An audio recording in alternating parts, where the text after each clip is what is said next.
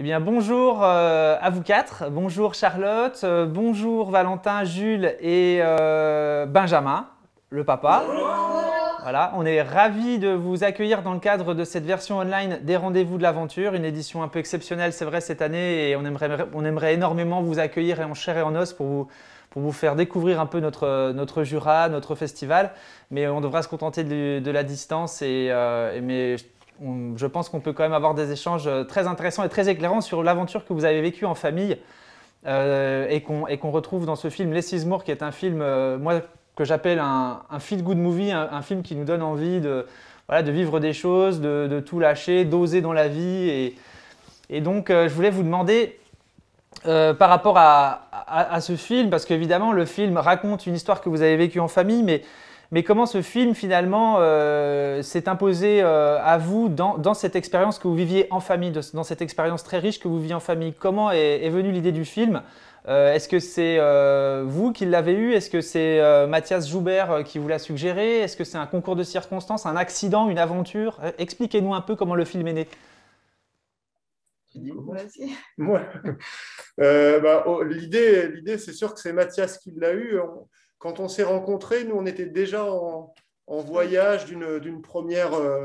On avait fait un premier voyage de plusieurs mois et il avait vu un petit peu dans quelle destination, quelle façon de voyager on avait. Et il nous avait proposé, quand vous repartez, j'aimerais vraiment vous suivre. Donc, au départ, c'était son initiative. Il avait une idée assez précise, peut-être, ou assez vague de la manière dont il pouvait nous suivre. Et en fait, la manière dont le voyage s'est passé n'était pas du tout celle qu'on avait imaginée. Et ça a donné le film et un peu l'improvisation qu'on suit au fur et à mesure du récit. Je ne sais pas si c'est une manière. C'est pas simple de le résumer. Ouais, Hein. si, c'est bien. Ah bon, ok, Ouais. merci.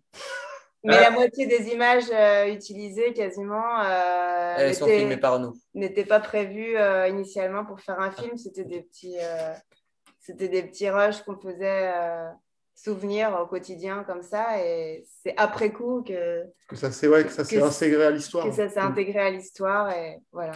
Donc les images, pour certaines, en fait, c'était juste des souvenirs de vacances, d'expériences, de voyage en famille. Cette aventure que vous viviez, voilà, on va dire, en toute discrétion. Et finalement, c'est devenu un objet, en tout cas, un matériau pour le film. Un matériau documentaire. Voilà, c'était moitié des souvenirs, moitié des repérages pour Mathias qui devait nous rejoindre après 1 ou 2 mois où on était tout seul. Et puis au final, voilà, ça ne s'est pas passé comme ça et on s'en est servi pour l'intégrer au récit. Et est-ce que ça vous a boosté dans votre projet, cette idée de film? Est-ce que vous avez trouvé que c'était quelque chose d'excitant ou est-ce que vous avez eu peur à un moment que finalement on puisse jeter un regard sur finalement l'intimité d'une expérience de famille? Non, je dirais qu'on n'a pas eu peur, mais on n'était pas forcément au début conscient. Enfin, on n'était pas sûr que ça intéresse que ça des gens, ait quoi. un intérêt ou que ce soit digne d'un film. Et c'est lui qui avait vraiment envie de documenter ce style de vie-là. Ensuite, on n'a pas eu peur, mais ce dont on a prévenu Mathias, c'est qu'on ne voulait pas rejouer quelque chose. C'est soit il saisissait quelque chose, soit c'était pas. Et voilà, on voulait que ce soit proche de ce qui était vraiment notre vie. On voulait pas que ce soit une façade ou une promesse de quelque chose. Voilà pourquoi on a aussi montré les côtés moins roses du voyage en famille. Parce que c'est la vraie vie, en fait. Oui, bien sûr. Après, on parlera du surf, mais je voudrais qu'on parle du voyage. Je voudrais qu'on parle encore un peu du film avec les enfants, avec Jules et Valentin. Je voulais savoir ce que vous aviez préféré dans faire ce film, parce que vous y avez pris une part très active. Hein, on vous voit évidemment, on imagine qu'à certains moments vous tenez la caméra, que voilà, vous avez des caméras aussi sur vos planches de surf. Enfin, expliquez-nous voilà, ce que vous avez trouvé le plus intéressant, le plus passionnant dans ce projet de film. Ce qui était marrant, c'était quand même le moment du voyage parce que après, tout l'écriture des voix off, le montage, c'est toujours moins marrant. Ouais, moi, je pense que ce que j'ai aimé, c'était forcément le voyage et puis rencontrer Mathias et devenir de plus en plus pote avec lui. Et ça, c'était vraiment cool.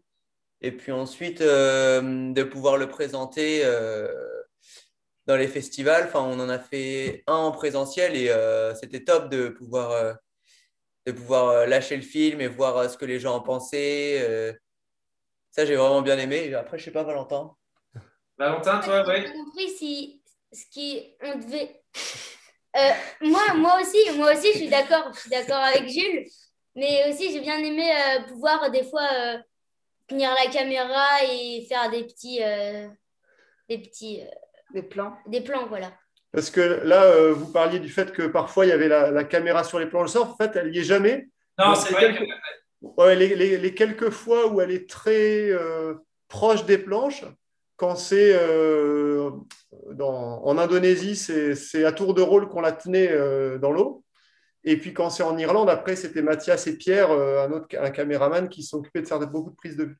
Ah, donc c'est directement depuis l'eau, Voilà, on rame, on a la caméra dans la poche, on la tient à bout de bras, D'accord. c'est 10%, enfin 95% de déchets de notre côté. Hein. Mais Ouais. il y en a quelques-unes qui valent le coup. Voilà. Ouais, d'accord. Pierre, par contre, Pierre est spécialisé en photo et vidéo aquatique et lui, il a beaucoup moins de déchets. C'était précieux de l'avoir dans l'équipe. Et D'accord. c'était aussi précieux dans l'aventure humaine d'avoir Pierre Fréchou avec nous. Voilà, Mathias était souvent plutôt à terre pour filmer et Pierre dans l'eau. Et c'est un sacré coéquipier de voyage aussi, Pierre Fréchou. Donc c'était une vraie, moi je dirais que ce que j'ai préféré, c'est l'aventure humaine de A à Z, de la décision à ce qu'on a vécu sur place. Et puis après, en post, le travail après coup, c'était vraiment du travail d'équipe Qu'on très, découvrait très surtout, qu'on n'avait intéressant. jamais. Et tout le monde découvrait. C'est ce qui était sympa, c'est que tout le monde mettait la main à la pâte, mais tout le monde était novice. On peut dire qu'on était tous mauvais ou qu'on avait tous la fraîcheur de la découverte et le jus pour le faire. Donc, c'était vraiment, vraiment sympa. Je sais que vous êtes, il me semble, vous me dites si je me trompe, mais enseignant, voilà, et les enfants, donc j'imagine, à l'école, enfin actuellement à l'école. Justement, j'avais une question par rapport à ça. Je voulais savoir ce que ce genre d'expérience vous a appris, peut nous apprendre que l'école ne peut pas enseigner. Est-ce que vous avez eu des enseignements à travers cette expérience du voyage et du film, cette rencontre peut-être avec les autres? Que l'école ne peut pas ou enfin ne pourra jamais enseigner d'une manière aussi forte? Moi, ce qui me vient en premier à l'esprit, c'est énormément l'autonomie. Ça va voir beaucoup plus se débrouiller tout seul, que ce soit moi, enfin nous deux en tout cas pour les devoirs ou même se débrouiller tout seul pour aller chercher à manger ou demander des services. Et puis aussi apprendre les langues aussi fortement, ça se fait. Enfin, c'est pas possible, quoi. Parce que être Immergé. en immersion totale, en fait, tu es obligé, tu peux pas parler autrement, donc tu dois te débrouiller, sinon tu peux pas communiquer, quoi. Ouais. Je précise, là, Ouais. tu parles de Surtout en Indonésie. Je peux parler- Vous avez appris c'est le Bahasa Indonésia, c'est ça? C'est ça, la langue nationale. Alors comment on dit bonjour? Maintenant, c'est la sore. Là, c'est bon après-midi, voilà. D'accord. On enregistre cet après-midi. Et vous, ce sera le soir, peut-être que les gens regarderont, donc on pourra dire c'est la mat madame. D'accord. Et Valentin, tu voulais réagir par rapport à ce que disait ton frère sur les enseignements du voyage, de l'expérience de l'aventure, que l'école n'enseigne pas ou bon, de manière très différente peut-être? En fait, ce qui est bien, c'est que quand tu es en voyage, tu bouges beaucoup, on rencontre quand même beaucoup de gens et parmi tous ces gens-là, il y a des personnes que, genre, on n'oublie pas, quoi. Est-ce que vous aussi, vous ressentez très fortement que cette expérience-là peut fournir des apprentissages que l'école ne fournit pas, par exemple? Pour nos enfants, Pour vos enfants, bien sûr. pour nos enfants, c'est certain qu'on a vu des apports incroyables, on les a vus grandir autrement. On a vu nos enfants rencontrer des gens voilà, qui vivent très simplement et qui ont un rapport à l'instant présent et au bonheur qui est une évidence que nous, on perd parfois en étant pressés et en étant parfois mal connectés à la nature. Ou voilà, ce n'était pas franchement notre cas parce qu'on a toujours quand même essayé de vivre très, très proche des vagues et de garder du temps pour nous, pour surfer ensemble, etc. Donc, si je refais le lien avec la question, je dirais qu'on a trouvé que nos enfants, au retour, gardaient de ce voyage une capacité à se satisfaire de la moindre petite vague. Ils n'étaient pas blasés d'avoir surfé des vagues magnifiques.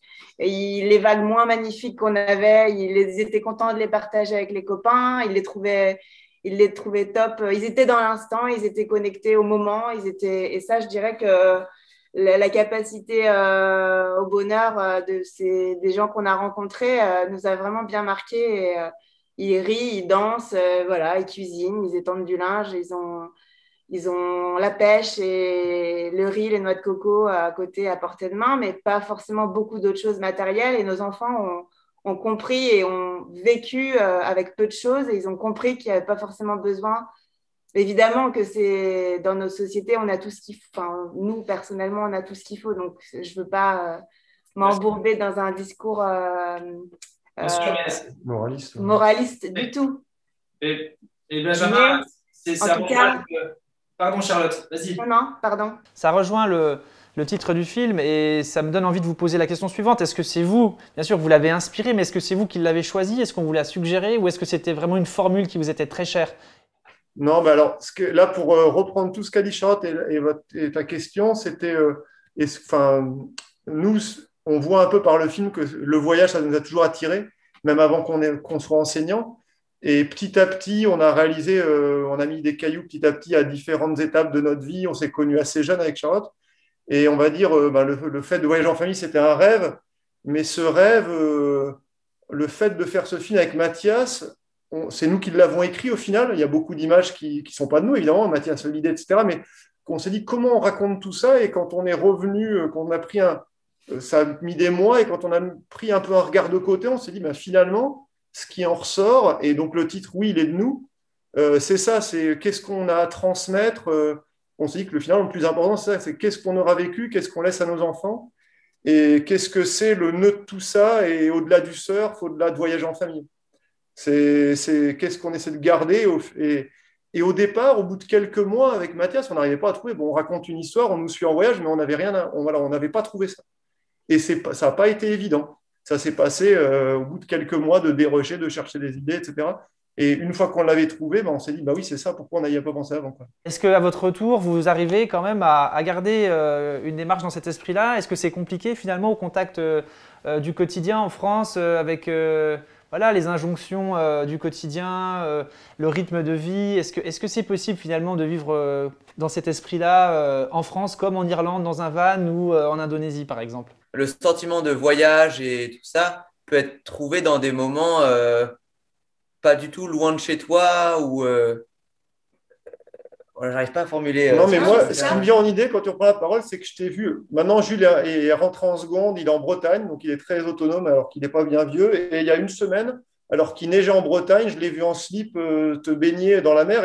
Et ce genre de dépassement, de passer par l'inconfort pour vivre des choses fortes, mais c'est pas juste pour se faire mousser, c'est parce que ça apporte un vrai plaisir. C'est un truc qui me vient, c'est une image, mais c'est peut-être juste un détail. Mais malgré tout, tu arrives à trouver du plaisir dans des choses qui ne sont pas une accumulation de confort ou d'objets. Voilà. Et il n'y a pas besoin de billets d'avion pour ça. Et c'est la porte à côté. C'est le moment où on déconnecte du quotidien et du rush du quotidien. On peut se l'autoriser, en fait. Moi, je ne suis pas un pratiquant. Le surf, c'est un peu une discipline que je vois sur les écrans quand je vais au bord de la mer. Je suis toujours impressionné de voir voilà, ces gens qui arrivent à tenir en équilibre sur des morceaux de résine, de bois. Et je voulais savoir un peu ce qui finalement était si addictif dans la pratique du surf. Qu'est-ce qui presque jouissif parce qu'on vous voit là courir des vagues à l'autre bout du monde, prendre des risques. Qu'est-ce qui fait que le surf a ce pouvoir de mettre en mouvement voilà. Expliquez-nous un peu.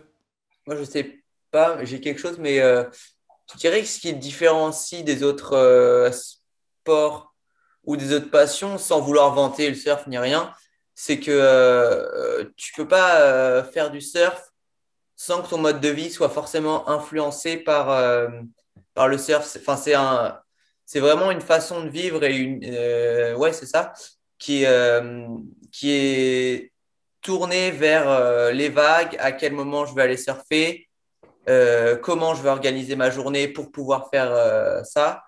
Et Et oui, c'est ça. Tout ta vie est tournée vers le C'est moment pas où... qu'un sport, quoi. C'est Ouais. vraiment, et c'est intrinsèquement connecté au cycle de la nature, aux lunes, aux marées.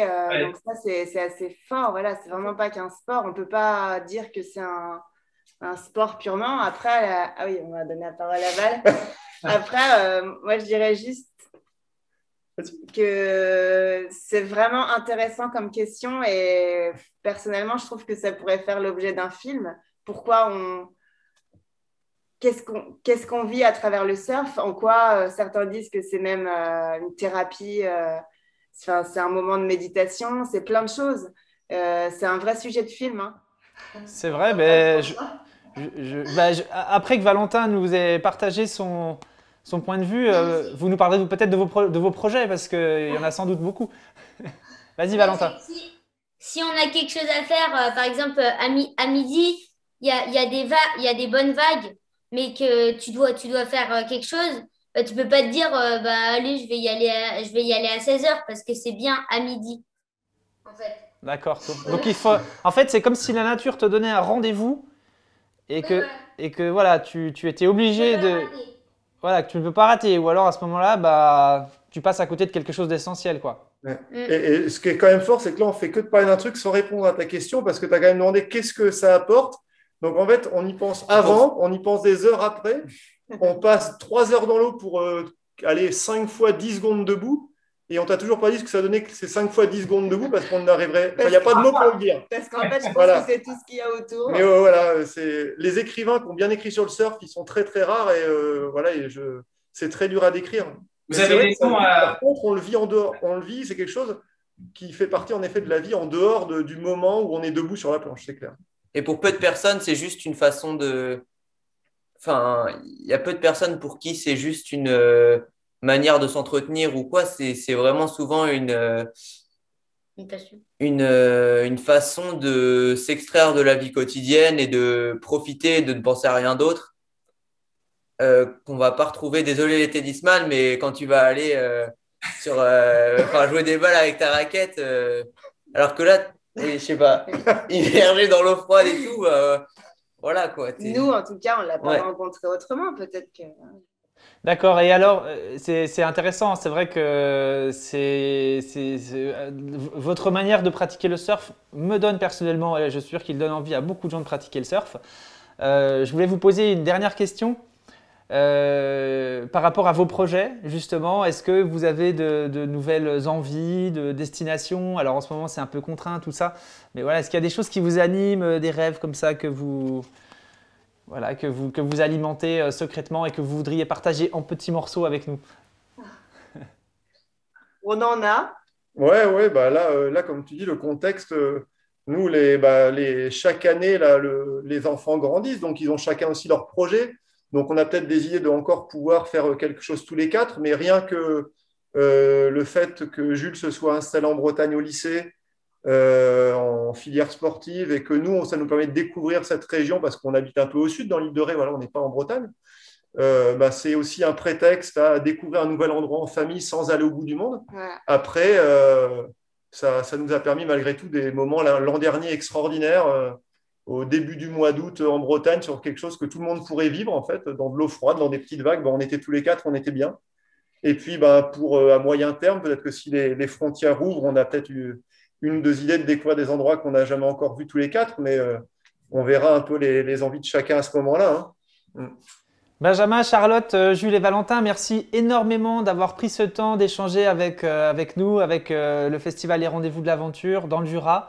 J'espère qu'on pourra vous... De rien, merci. Merci à vous. J'espère qu'on pourra vous rencontrer en chair et en os lors d'une prochaine édition du festival Les Rendez-vous de l'Aventure. Et puis on vous souhaite bon vent dans vos projets d'aventure et voilà, restez en lien avec le festival. Vous avez beaucoup à nous raconter, donc voilà, on attend de vos nouvelles dans vos futures aventures.